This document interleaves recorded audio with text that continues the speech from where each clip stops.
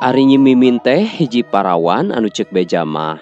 Eta nyimimin teh boga tingkah laku anu beda ti batur. Jeung manehna oge kaasup wanoja anu resep ulin tur pikaresepeun. Da puguh cenah salianti manehna boga rupa nu geulis dibarengan oge ku manis imut nu ngagelenyu kitu paribasana. Kacaturkeun dina hiji poe eta nyimimin teh titah nungguan imah ku kolotna. Nya sakira 3 poe mah aya cenah. Kusabab eta kolot nyimimin teh rek inditnya nyabaan ka imah adina nu aya di dayeuh. Lantaran eta adina kolot nyimimin teh rek ngayakeun acara hajatan. Atuh daek teu daek eta nyimimin teh kudu nungguan di imahna sorangan. Ngan untungna teh nyimimin mah geus biasa. Jeung sakituna mah eta nyimimin teh kaasup wanoja anu ludeungan. Sok sanajan kudu nungguan imah kolotna sorangan bae. Ari sasingkatna ieu carita, dina kira wanci peuting nu keur sepi jempling. Eta nyimimin teh keur ngagoler bae di jero kamarna, sok sanajan bari ukur di caangan ku lampu lantera anu teu sabaraha caangna. Ari kaayaan dina waktu harita, di luar kaayaan masih keneh hujan ngaririncik cenah mah. Malahan mah eta hujan teh ti tadi sore keneh. Ari nyimimin peuting harita keur anteng bae ulin jeung lamunan bari digupay ku luak leokna cahaya lantera. Sok sanajan manehna oge sakapeung mah dibarengan ku hulang-hulang lantaran manehna kabawa ku hawa kaluman jeung kararesel. Dina satengahing hulang-hulangna eta nyimimin teh ngarasa kageuing tina lamunanana. Alatan harita teh manehna ngarasa kaget kusabab teu sakara-kara cenah. Dina kira wanci tengah peuting jol ujug-ujug bae aya angin nu ngagelebug anu karasana teh henteu saperti angin nu biasana. Ari eta angin teh asup ka jero kamar sambari motah sagala. Tapi dah henteu lila kituna teh jeung katempona oge teu ngaruksa kana naon-naon barang anu aya di sabudeureun kamar. Nyakseni kaayaan saperti kitu, eta nyimimin teh harita keneh metot simbutna. Terus eta si simbut teh dipake ngarimunan sakujur awakna alatan kabawa ku rasa sieun.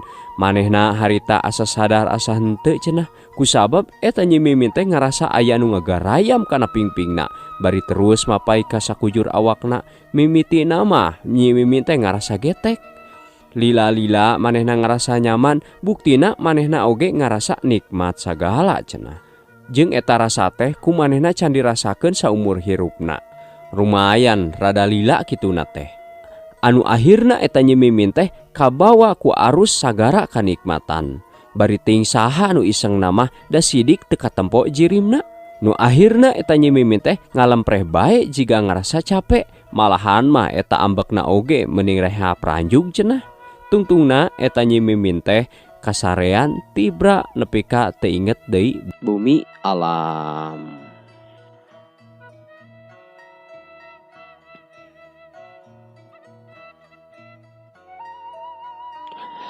Sesingkatna ieu carita kira-kira wanci isuk.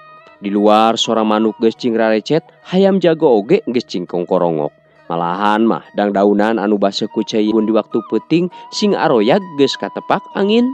Kembang-kembang cinggarupay mapag mata poe nu nyumirat cahayana anu dek nyaangan dina poe harita. Ayeuna mah urang caturkeun deui ka lalakon Nyai Mimin. Harita Nyai Mimin teh ngulisik hudang. Harita mah awakna teh meuni karasa nyareri. Kolesed manehna lalaunan turun tina eta ranjang barang rek ngalengkah karasa rada nyeri. Pas pisan di bagian kahurmatanana. Atuh Nyai Mimin oge kaget jol ngahulang sajongjongan mah. Nginget-nginget naon perkara anu geus karandapan tadi peuting. Ret manehna kana sepre, manehna nempo aya noda beureum, harita keneh manehna oge ngahulang deui bae. Nu akhirna manehna nyidik-nyidik kana eta noda beureum teh. Satuluyna eta Nyai Mimin teh diuk deui bari terus nginget-nginget kajadian aun anu karandapan sapanjang waktu harita. Ras manehna teh inget kana kajadian aneh anu basa di waktu peuting teh. Malahan mah sagala rupana masih keneh karasa.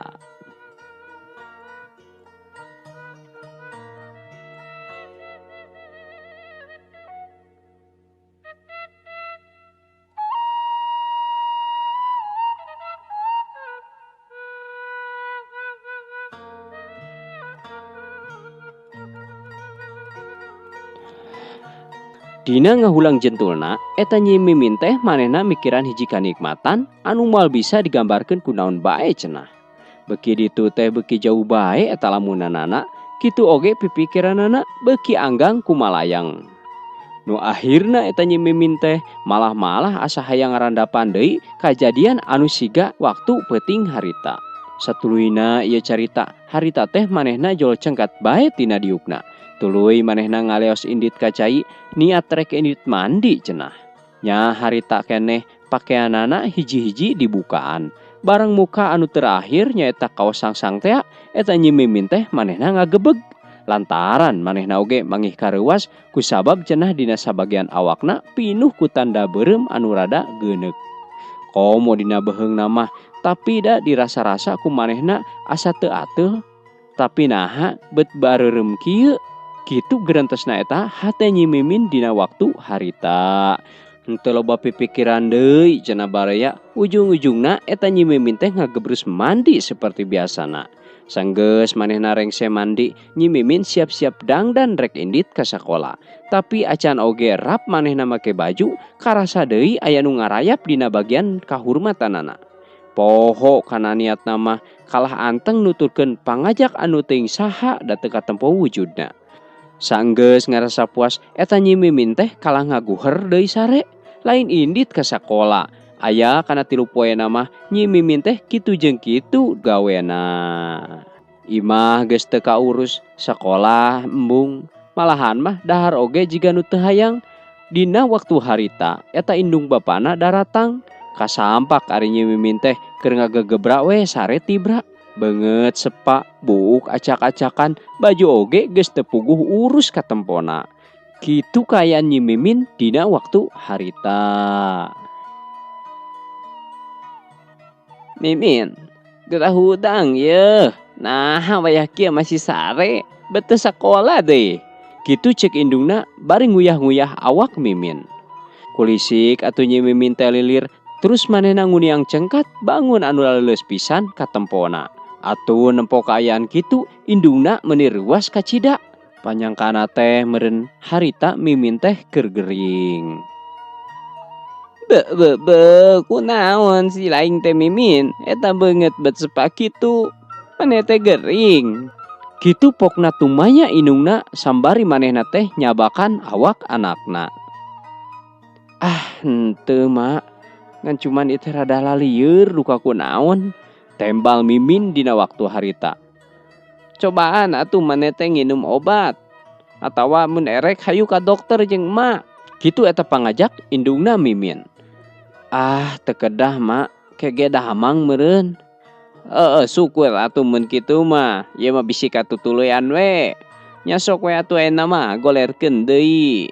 Kitu eta pagalontrenganana Mimin jeung indungna dina poe harita.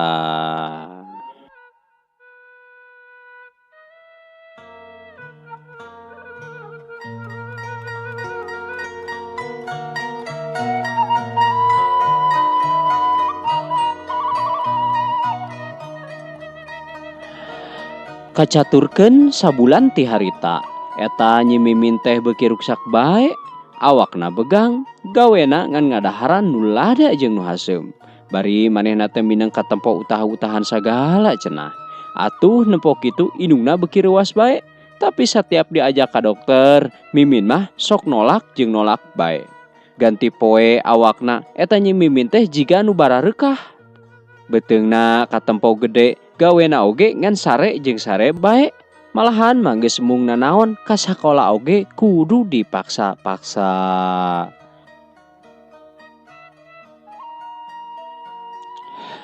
Ayeuna mah urang kocapkeun bae dina hiji peuting. Indungna Nyi Mimin nu katelahna BH teh harita keur diuk ngahuleng di tengah imah. Manehna bingung lantaran mikiran panyakit anakna anu matak teu kaharti. Jeung matak aneh mun dipikiranna oge. Keur kitu eta BH ngadenge Mimin jiga anu keur marurung atuh geuwat manehna oge cengkat muru ka kamar anakna. Barang brai panto dibuka, kasampak Mimin teh keur peureum beunta.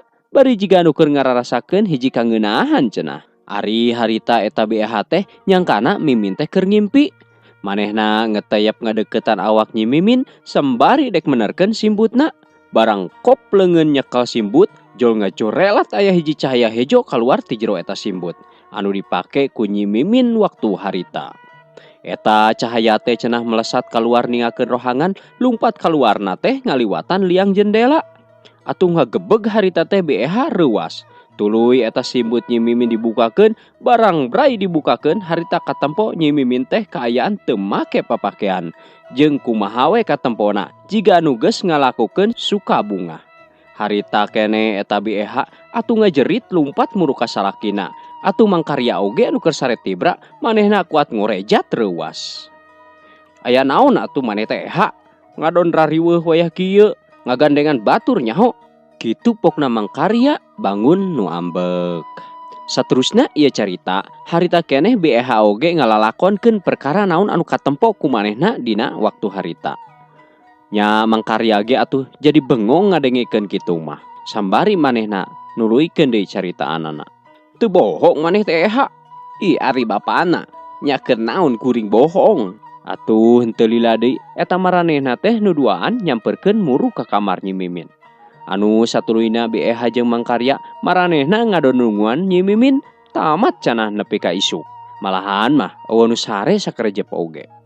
Sanggeus jajab ka wanci isuk, eta Nyi Mimin teh dihudangkeun ku indungna.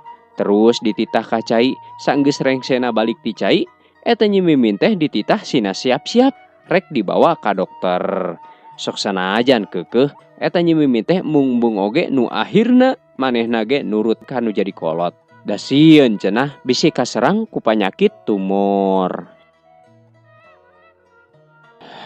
Teu kacaturkeun kumaha di jalana, nu sidik mah ayeuna Nyi Mimin teh geus pahareup-hareup deui jeung dokter tea. Satuluyna manehna dipariksa ku eta dokter, malahan mah eta dokter ge bangun nu rada ngahuleng sajongjongan mah. Terus harita keneh eta dokter teh ngareret ka BEH, nu kabeneran BEH oge cenah milu ka jero ruang pamariksaan. Da manehna ge hayang yakin cenah mah boga panyakit naon budakna teh. Henteu lila deui eta pa dokter teh tumanya ka BEH. Kieu pokna teh. Punten ibu sateu acana ari tuang putra teh tos nikah teu acan? Teu acan Pak Dokter. Malahan masih nyai masih sakola keneh. Kitu jawabna BEH semu gempeur. Oh teu acan. Kieu nya ibu, kanggo ngayakinkeun naon wae panyawatna, mangga upami tiasa mah tuang putra teh piwarang kaluar heula. Atuh bili bade mulih nya, mulih heula ge teu sawios kitu. Tah engkeun ibu mah pas sore ka dieu nyaliranya. Bari sakantenan nyanak cai ka hampanganana, pikeun ngayakinkeun panyawat naon anu dirandapan ku si nyai teh. Tah kitu panginten ibu ayeuna mah. Nya harita keneh BEH ge ngaungekeun tanda hing manehna satuju kana saran ti dokter tea. Nya nu akhirna eta BEH jeung Nyi Mimin teh ningakeun eta ruang pamariksaan.